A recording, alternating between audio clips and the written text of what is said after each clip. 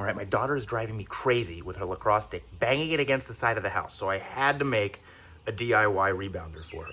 Now the ones online that you can buy are $200 to $300 if they're any good. But I saw a really cool video on YouTube that inspired me to make my own. I made it in just an hour with $20 in materials, and I'm gonna show you how I did it. Let's get started. This really simple and inexpensive lacrosse rebounder made out of about $20 worth of treated lumber.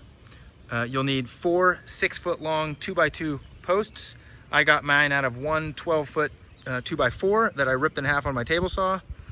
In addition to that, you'll need 2 more 2-foot sections of 2x2.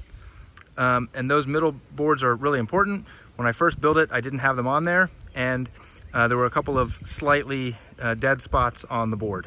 That completely took care of it when I added those. So now it's all one rigid monolithic piece and is really, really stiff. You will also, in addition to the 4 6-foot 2x2s and the 2 2-foot 2x2s, you will need one 12-foot section of deck board. Deck boards are 5/4 by 6, and then finished dimensions are actually 1 inch thick, and these were slightly over 5 inches, 5.5 inches wide. And so you get about 2 feet high, a little less than 2 feet high, and 3 feet across.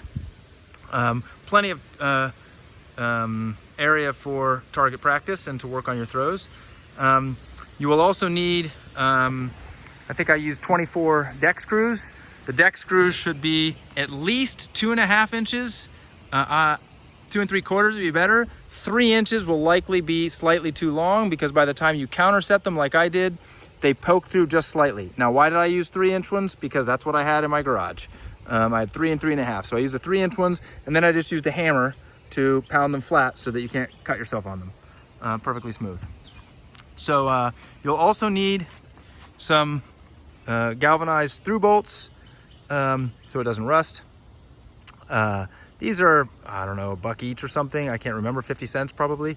And I really like this type that has a rounded head, and then underneath that has a square, there's sort of a square thing on the end of the threaded shaft, so that by the time it pulls into the wood, that square part grips in and prevents it from rotating when you tighten your bolt. So you only have to tighten one end.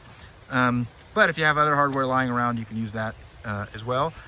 You should pre-drill these holes larger, slightly larger in diameter than the thread, so the bolts just slip through. They should not be threaded into the wood in any way, because you want to be able to rotate those. I just tightened them down fairly snug, and I can still rotate my legs pretty well.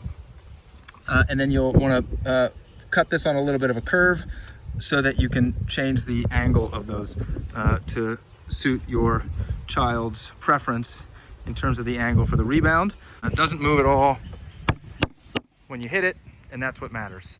When you screw these in, counterset them just slightly, and then they won't interfere with the ball.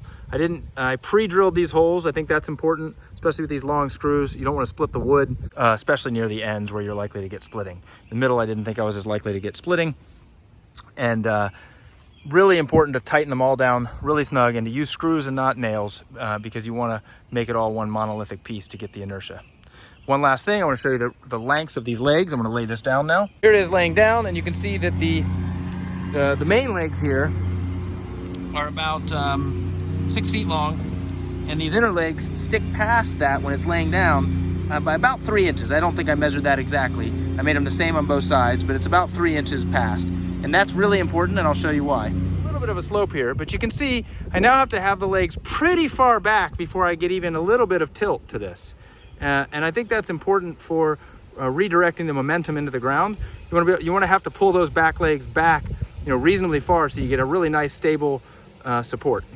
So now you can see with the legs a little further back, this is close to the angle that my daughter prefers. So you can put some heat on the ball. It'll just get a little bit of elevation to come back to her. And now you can see those back legs are out quite far. Had the back legs been the same, come down to the same length as the front legs, they wouldn't have to go back as far in order to tilt the mechanism back. If they were too long, the feet would have to be way back here, and you'd have to run the risk of it slipping out.